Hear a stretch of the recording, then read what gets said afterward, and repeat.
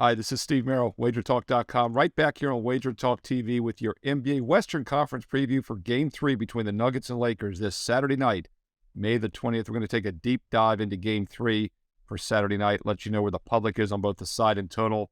Also look at some player props for you because it is conference finals time in the NBA, and it's also conference finals times at WagerTalk.com. And you better pay attention. It's just been a fantastic NBA season for me, like it is every year. I love the NBA.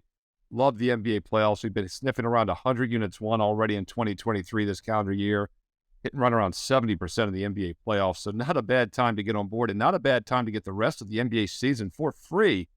That's because if you get my baseball 2-month package, I'm including the rest of the NBA, both the Eastern and Western Conference Finals and the entire NBA Finals for free. It's over a $139 value for free. No promo code needed. Full details on my page right now. Steve Merril, WagerTalk.com. Powerful lineup for both baseball and basketball this weekend, including on Saturday night. All right, Game 3 between the Lakers and Nuggets is on Saturday night, 8:30 Eastern on ABC. All the other games on ESPN. This one is on ABC National TV, so make sure you find the right channel.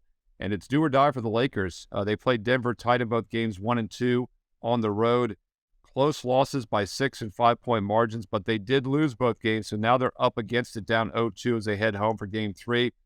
Public is pretty split on this one right now. I see pretty much neutral, but the early sharp money was definitely on the Lakers, and that's because this line opened briefly, and I do mean briefly, 3.5 after Game 2 on Thursday night, and it quickly went up to 5.5 by Friday afternoon. The first half line opened 3.5 as well, quickly went to 4, even 4.5, and obviously it might be weird to see a first half line almost as much as the full game line, but that's not a surprise. Game 3 home teams down 0-2 have been very strong over the past decade, and odds makers have caught on to the fact they've been even stronger in the first half, nearly a 67% play against the spread in the first half. But be careful because the last couple seasons they've started to inflate that first half number by at least a basket, and that is the case here. So it's Lakers minus 4.5 first half, 5.5 in the game as we head into the weekends. The odds makers have done their job, and that early sharp money quickly corrected what I think was a bad opening number. As far as the total in this game, let's take a look at the total. Opened at 224. It's been bet down a little bit to that 223, 223.5 range. Public pretty neutral as well on the total. I would expect them to probably come in on the over more as we get closer to Saturday evening, but a little bit of early money on the Lakers and the under. Wouldn't be surprised though to see the public do a little bit of a buyback on Denver and definitely a buyback on the over. So we'll keep an eye on see where this line settles by Saturday night when it tips off. As far as games 1 and 2, the Lakers really were never in game 1. That 6-point win by the Nuggets was extremely misleading as Denver was basically in control. In fact, LA never led by more than 2 points that entire game, and Denver had a pretty substantial 21-point lead that they let slip away in the fourth quarter. And that line opened 5, closed as high as 7, 7.5. It was 6 during the day. It landed 6. Late backers actually cashed with the Lakers. So the somewhat collapse by the Nuggets, although they won the game straight up, it was a bit of a point spread collapse for some. The Lakers tried to return serve, though, in Game 2 on Thursday night. We had a strong best bet for my clients at WagerTalk.com on LA in Game 2. By the way, we stayed off Game 1. I thought it was a good setup for the Nuggets, but I thought the line was getting inflated. It's exactly the case. As I said, once again, it landed right between the opener and the closer. Game 2, though, the Lakers looked like they were in control. They were winning outright the majority of that game. Really never in doubt if they were going to cover or not until they somewhat collapsed in the fourth quarter. I don't know if you can say it was a collapse, but Jamal Murray just took over. Lakers had an 11-point outright lead earlier in the game, and then the Nuggets at one point were up by 12 in the fourth quarter when the Jamal Murray show began. LA was able to cut it to 5. Denver dribbled out, and the Lakers covered as a 5.5-point dog. So obviously a nail-biting scenario there. Much lower scoring Game 2 than Game 1. Game 1 just soared over the total, obviously. It was never in doubt. Game 2, though, was much lower scoring on Thursday night. So we'll see how Game 3 plays out here now that the games are being played in L.A. Game 1, of course, had 258 points, went over that 223. Game 2, just 211.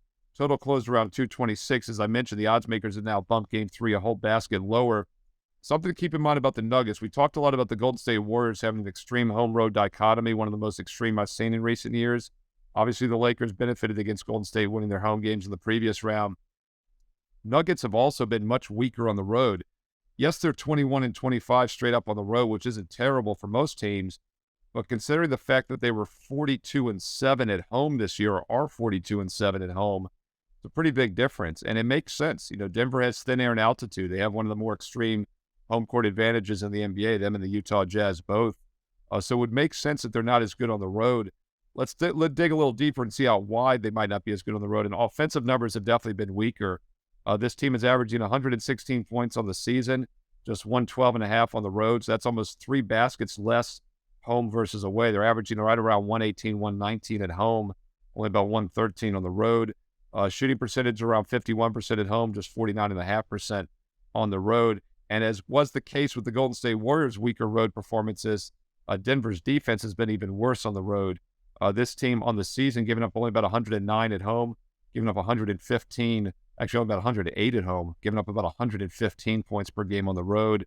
Overall, they allow only about 46% shooting at home, giving up 49.5% shooting away from home. So less offense and even less defense is why Denver has been much weaker on the road this season.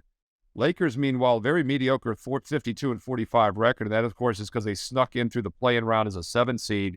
But they were without LeBron, without Anthony Davis, a substantial part of the regular season, load management, injuries.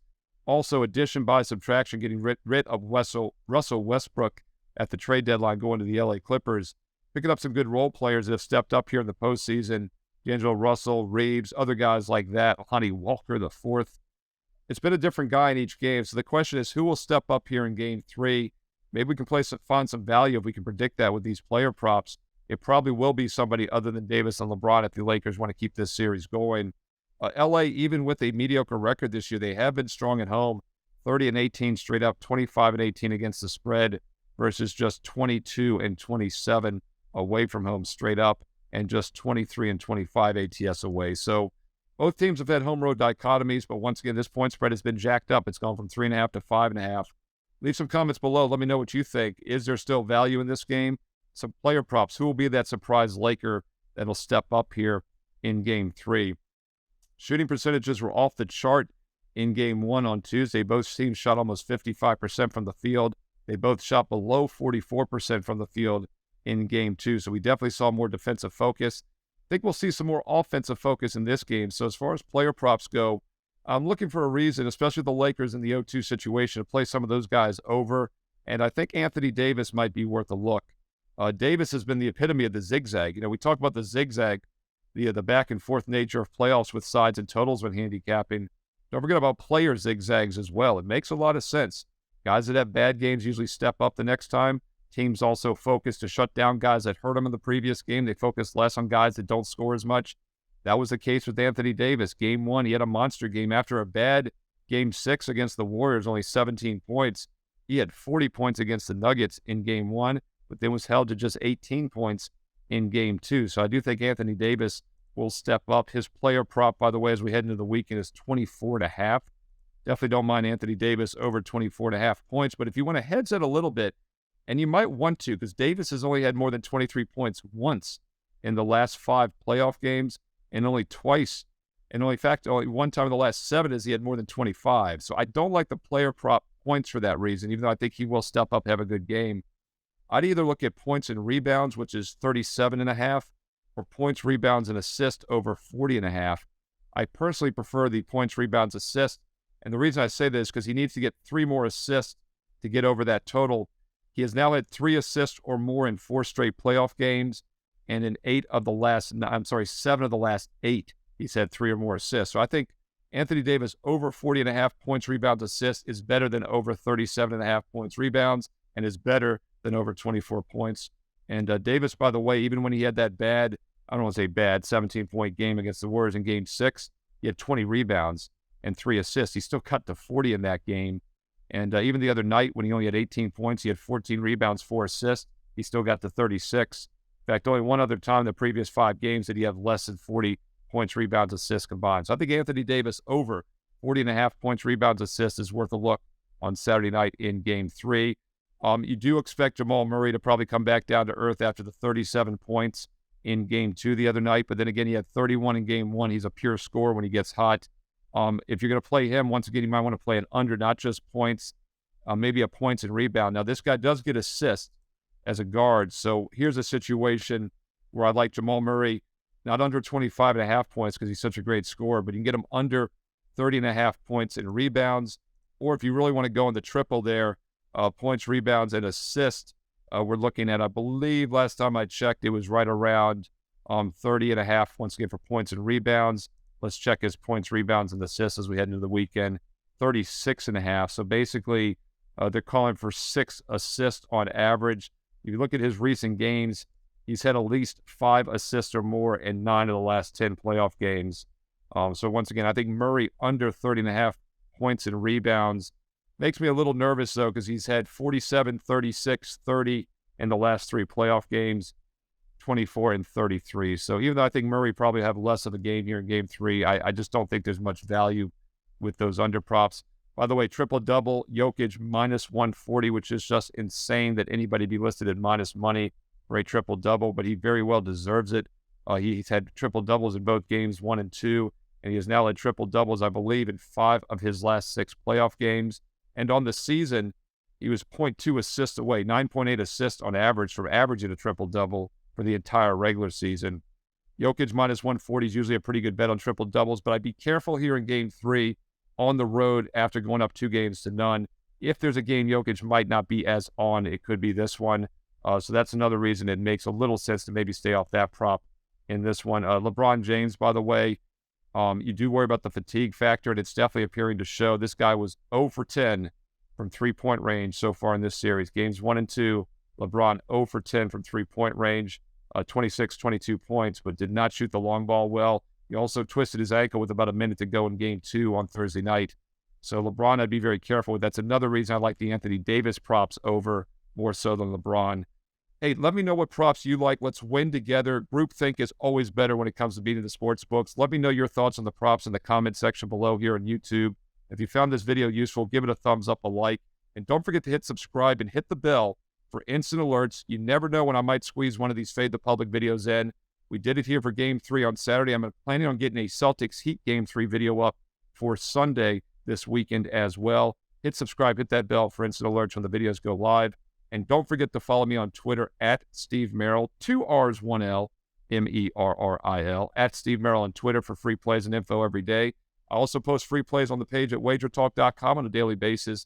And don't forget about my NBA playoffs. It's been just fantastic, hovering around that 70% mark this entire postseason, up right around 100 units for the calendar year already in the NBA in 2023. And now you get the rest of the playoffs, including all my strong best bets for Saturday and Sunday for free. When you get the 2-month baseball package, that gets you every baseball best bet through the All-Star game in mid-July, and I'm including the rest of the NBA season, a $139 value for free. No promo code needed. Go to my page right now, Steve Merril, WagerTalk.com. Get there quicker with shortcut code WT.buzz/SM. Thanks again for watching. Comment below. I read all the comments and I reply back. Hit subscribe, hit the bell for instant alerts. Thumbs up, like the video, and check back this weekend on Sunday for a Game 3 preview between the Celtics and Heat right here on WagerTalk TV. And enjoy the game on Saturday night. I'll talk to you again soon.